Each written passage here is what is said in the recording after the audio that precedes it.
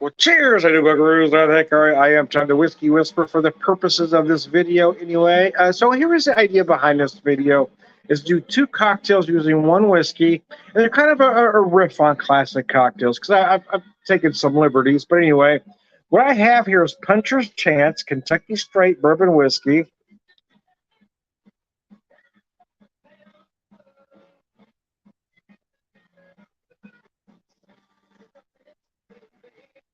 Puncher's Chance is a Kentucky Straight Bourbon Whiskey inspired by two great American traditions, whiskey and fighting, for what we believe in. This bourbon is made with heart and honor for those. They use a strange font here, anyone who knows how far they've come. For those who start early, stay late, day after day, year after year. For those who have the courage and strength to do what others won't. So there you go. This is a cast strength bourbon at 57.6%. Let me show you that bottle. So yeah, so the idea was, so here's what I did here. I'm going to start with this one here. So what I've got here is 3 ounces of the bourbon and 1 ounce of my homemade lemon simple syrup. A little lemon wedge in there. So the idea was, well, my original idea was kind of make a bourbon lemon drop martini, but I don't have any triple sec or Cointreau or Grand Marnier, which would work. But I wanted it simpler than that. So it's basically a straight up whiskey sour, a whiskey sour martini, if you will, because it's 3 ounces of the whiskey to 1 ounce of the simple syrup.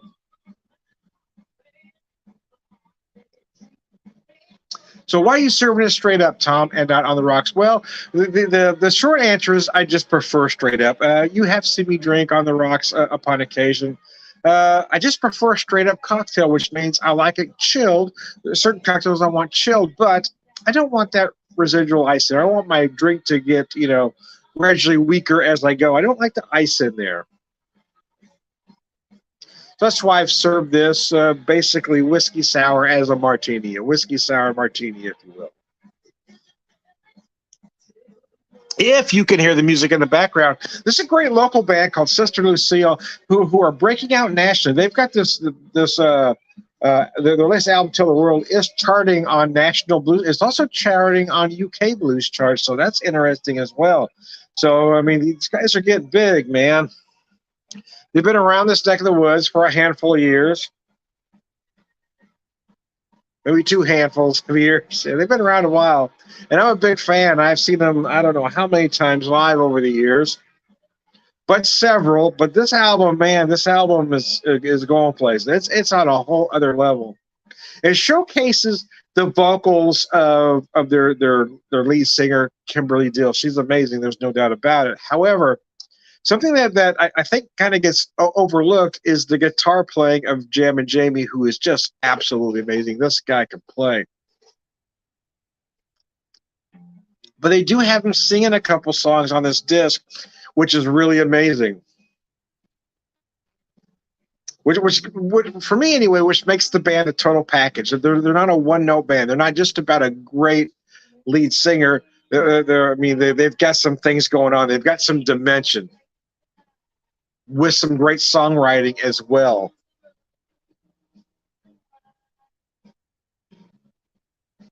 I had some beer I was going to drink, but I decided I wanted to do a couple cocktails. And I've learned from past mistakes that I need to do 2 cocktails, not 3. 3 kinds of, I make too good a cocktail. 3 kinds put me over the edge. So I just did 2.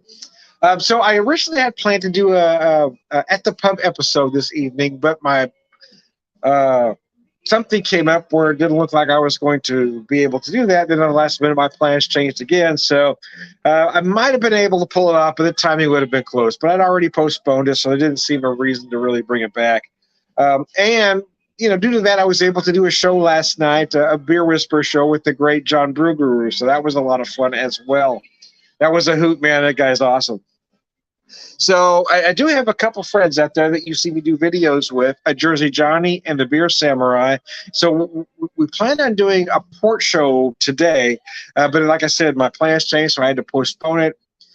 So we're hoping. I don't think we. I think Johnny said next Friday was a possibility, maybe the next one. So, well, we'll see. Anyway, so we're working on doing a port show.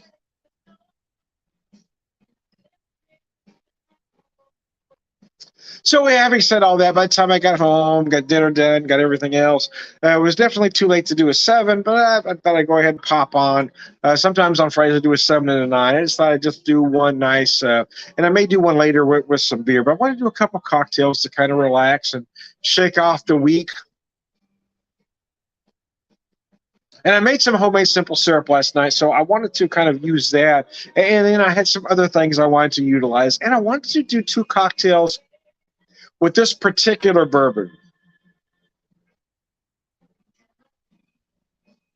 This is a neat drinking bourbon. It is, and it's beautiful at the cask strength. So you shouldn't be afraid to add a little bit of water to it if you wanted to. I would say if a 2-ounce pour, I'd add maybe a capful of bottled water at the most.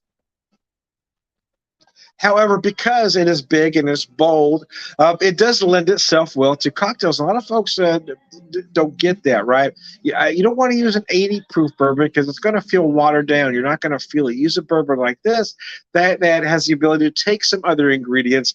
You can still have the other ingredients in there and still taste this bourbon, which is why it works.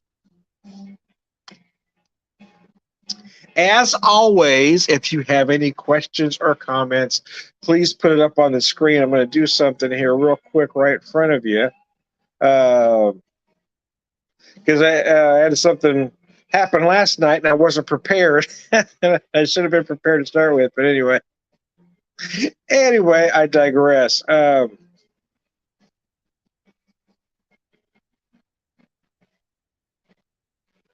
There we go. Let me copy that link. So if anybody watching wants to be part of the video, let me know and I'll send you the link, most likely via Messenger.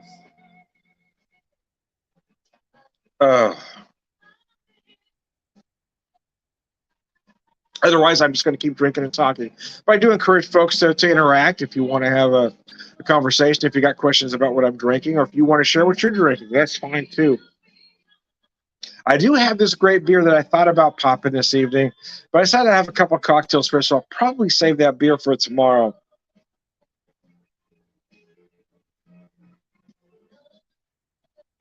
But I will tell you, I'll spill a little bit, not the beer, but so I've got the Divine Haze, 8.5% double IPA, double hazy IPA from Banter Brewing. I've got a 32-ounce crowler. And that's why I didn't want to pop it tonight. I didn't really, it felt like it was late in the evening to do the 32 ounces.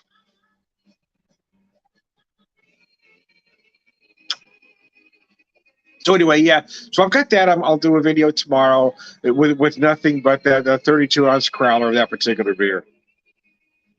What I'll probably do, in all honesty, though, is do a video with probably about 4 to 6 ounces that I'll upload to YouTube, and then take the rest of that crowler and do a live video with. So it's most likely going to be, you know what, 24 ounces, 25 ounces, it kind of depends. Anyway, so how much I pour for the video. Enough to really get give a full description of the beer. Breaking My Hearts. See, this is one of that features Jem and Jamie on vocals and guitar. This album's just a slight departure from stuff they've done in the past. I feel like it's a little more funky, a little more soulful. It's my opinion on it anyway. It's absolutely brilliant, man. So I actually prepaid for the album last year when they were soon after they recorded it, and then some issues came up where it didn't get released when they thought it was just recently released on St. Patrick's Day.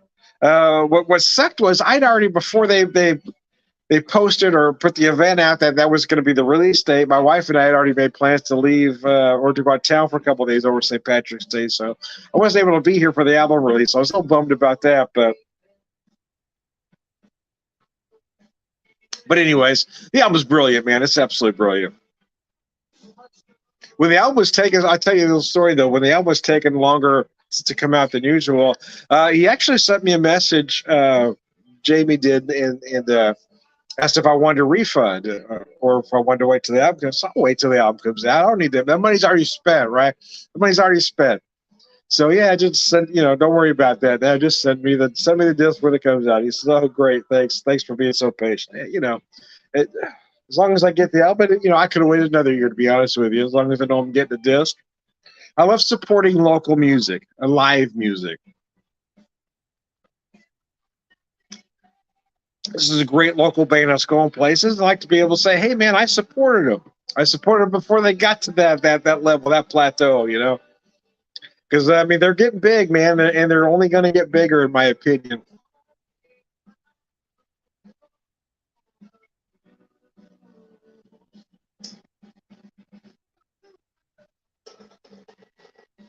They are. They're just an amazing band, and it's not just that. It's that they're good folks as well, and that's always nice. You love supporting decent people.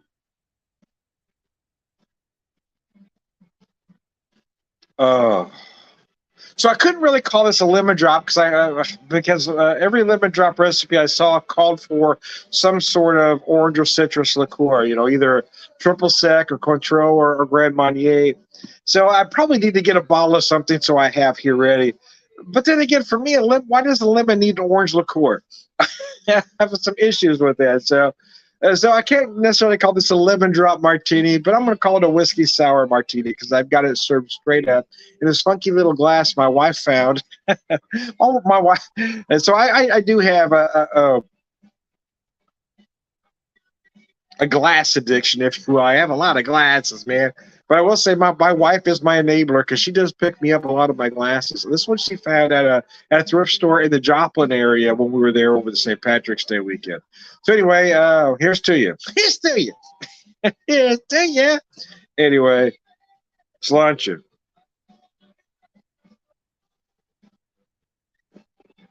Breaking my heart. This song is. Oh, I love this too.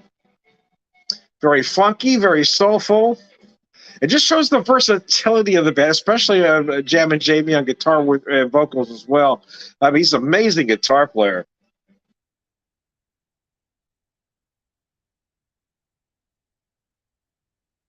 And I knew he was good because I've seen the band live several times, but I don't know that I really saw how good he was until I saw him do a show with just the duo, himself with Kimberly Dill on vocals.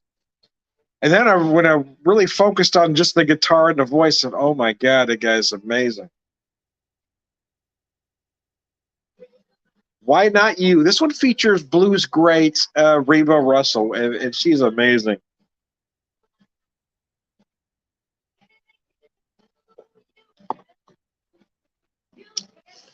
So here is a version of a maple old fashioned.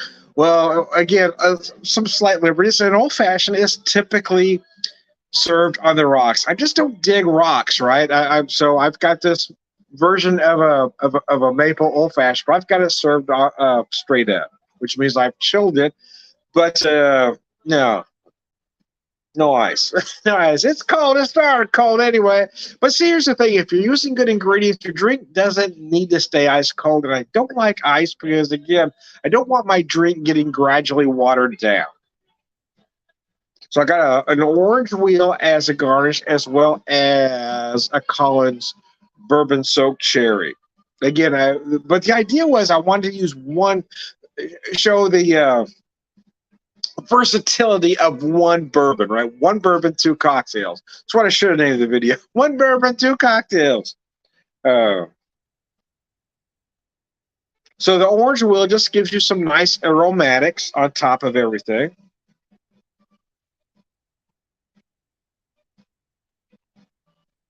Folks would like to point out or say that you have to use an orange wheel, an orange peel, or some sort of orange for a garnish. But if you look at the very earliest incarnations of an old fashioned, most recipes call for a dark cherry, just like a Manhattan. but somewhere down the line, just become an orange peel or something thereabouts. Some folks like to do fancy shit in there. The truth is, it's your cocktail. Make it any way you want to. The cocktail police aren't going to show up at the door. The real police might if you get drunk enough, but the cocktail police aren't showing up. You can make these drinks any way you want to. Once again, if you're watching, if you got any questions or comments, please throw it up there. I will answer. If you would like to be part of the video, let me know, and I'll send you the link. I will come back here in a little bit. I'll probably wait till about 9.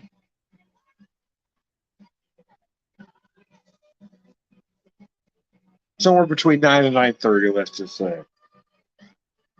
We'll mellow it out from here, though, When hardcore now, just kind of relax, shake off the day, and have 2 nice cocktails and relax. We're not drinking them fast. We're taking it easy. It's Good Friday, so happy Good Friday to y'all. Wife and I had some coconut shrimp for dinner. I didn't, just kind of, frozen. Bought it frozen, heated it up. As it comes with this, the sauce. I don't know what it, orange or something. Anyways, but I tell you what I did with I gave her most of the sauce because she likes the sauce a lot, and I gave myself a little bit of what we had left. This was the end of the box. But I added some habanero hot sauce that I picked up last week at a Hispanic store in Monette, Missouri. And had just a little bit of that habanero sauce, and that made that sauce special, man. My name is Lucille. Every time I hear this song, I love it more. I kind of, kick myself for not figuring out the meaning earlier than I did. It took me about 5 listens to realize, oh, shit. I was in my chair laughing. I just figured out what this song was about. I can't believe it took me that long to figure it out.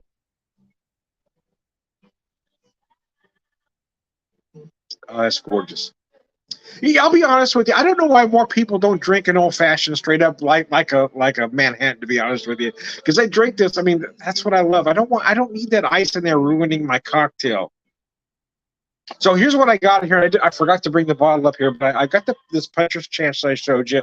So the maple syrup, though, the maple syrup is the Whistle Pig barrel aged maple syrup. So it's got those barrel notes, those bright notes. It just takes it to a whole other level. That's why I love that maple syrup. Now it is a little pricey. I got to be honest with you, but when I bought it, so I've got a store in town that carries it for Schuman's Meat Market. I love these guys. There it runs for about $27. It is a little on the pricey side, but when I bought it, they had a special 25% off everything in the store, so I got a pretty good deal on it. So that's why I pulled the trigger.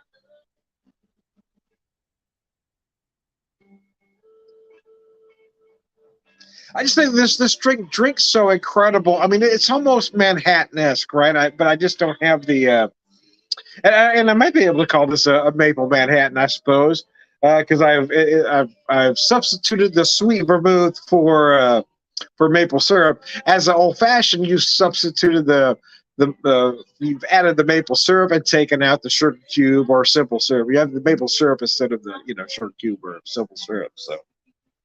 So I guess you could call it a maple Manhattan, I suppose. But what's in the terminology? As I drink this, I mean, it is a wonderful drink. Neat, served neat. I don't need ice in here ruining the drink. It drinks so amazingly well. So I usually, because it's Whistle Pig syrup, I usually use the Whistle Pig Piggyback 6-year-old rye with it.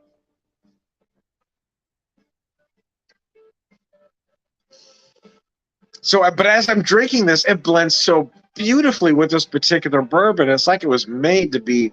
Oh man, it's just amazing. Oh, buck nuggets and gravy. That's a good cocktail, man. I don't care who you are. That's tasty. Anyway.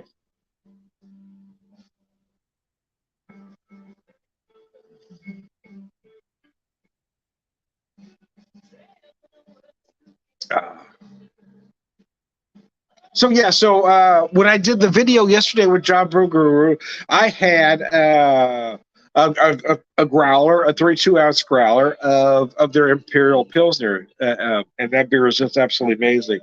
But so tomorrow I'm gonna drink the 32 ounces of the well, 24 ounces. I'll use anywhere between 6 to 8 ounces to do a video beforehand. But anyway, of the Divine Haze, their hazy IPA. So here's the thing: those that know me know I'm not a huge fan of hazy IPAs. I'm just not. I just miss when IPAs tasted like IPAs in our fruit juice. However, because I refer to hazy IPAs as brunch IPAs because they're basically beer mimosas, right? But this one is different. This one is absolutely special. The Divine Haze is just gorgeous.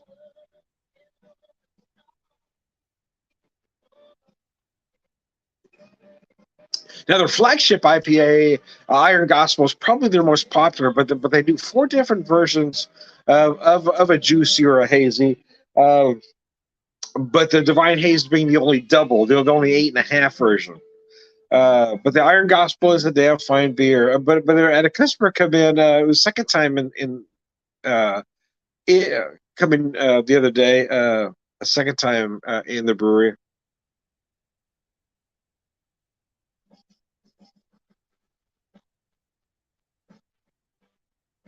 But it's been a while between visits, so we couldn't remember exactly. So we got to sample some stuff until we got to the right IPA, and there's one in there called a Golden Zealot, 6.7%, but showcases more of a grapefruit hop profile. So that's the one he liked.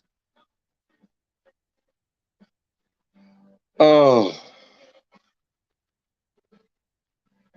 that's a nice cocktail. That's beautiful, man. I don't care who you are. Yeah, we're gonna put the whiskey aside now. I just want to have a couple cocktails, shake the day off, shake the week off. Really, mercy. There's some stuff going on. Trying to keep my stress level down. But doesn't it feel like sometimes people are just intentionally trying to raise your stress level, right? You got those folks out there that are intentionally trying to make you stress out. Every time you try to add something to the situation to calm it down, you've got this guy with a sledgehammer over there just intentionally trying to. You got somebody over there intentionally trying to stress you out. Why are you doing this to me? I'm doing everything to lighten my load or lighten the load. I'm doing everything I can to lighten the load of everybody else. Why are you trying to stress me out? Anyway, I guess that's a question for that particular individual. Anyway, we'll see. We'll see how it all plays out next week. Uh,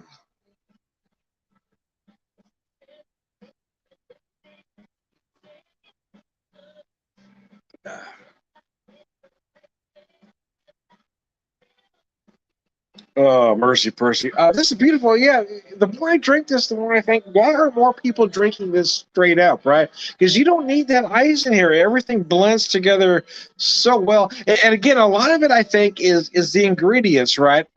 Rye, bourbon. It's really up to you. Some will say it's traditional with the rye. Uh, there are some mixed accounts. And again, early recipes show it done with bourbon and a dark cherry.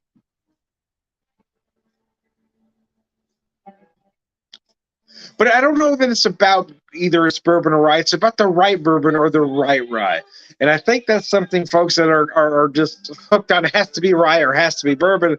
No, it doesn't have to be either, but it has to be the right one, right? You have to have the right one to blend together. It has to be the right mix. And I got to tell you that finding this mix, using this puncher's chance, yeah, I'm pretty proud of myself because this thing just the way this thing drinks, it drinks exactly how you want an old fashioned to drink.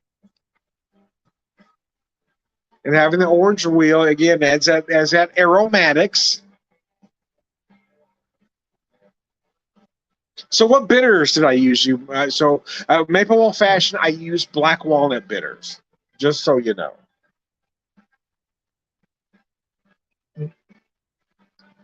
I have traditional Angostura. I have orange bitters, I have cherry bitters, and I've got black walnut bitters. But my friend Jersey Johnny just got some black cherry bitters. So now I've got to find them. He had to order them in, so I may have to do the same. Anyways, I digress. I am Tom the Whiskey Whisperer, whiskey evangelist, prolific whiskey drinker, purveyor of wisdom, all around good guy. Cheers. Thanks for tuning in.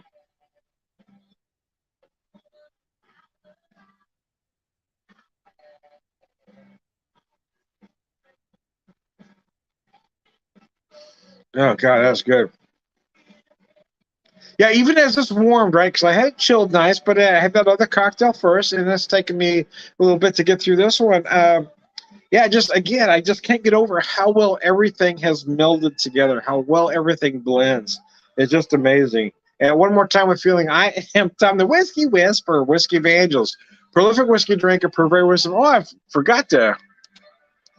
I didn't see. I got talking Jeff, and I didn't see your messages. I'll put them all up there. Anyway, as I'm ready to wrap up, Jeff.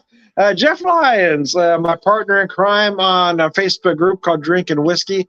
One last time, I said it was last time before, but then I noticed the messages. I've been looking all throughout the video, and I did notice them just now. Anyway, I'm Tom the Whiskey Whisperer, Whiskey Evangelist, pro whiskey drinker, purveyor of wisdom all around. Good guy, Sláinte.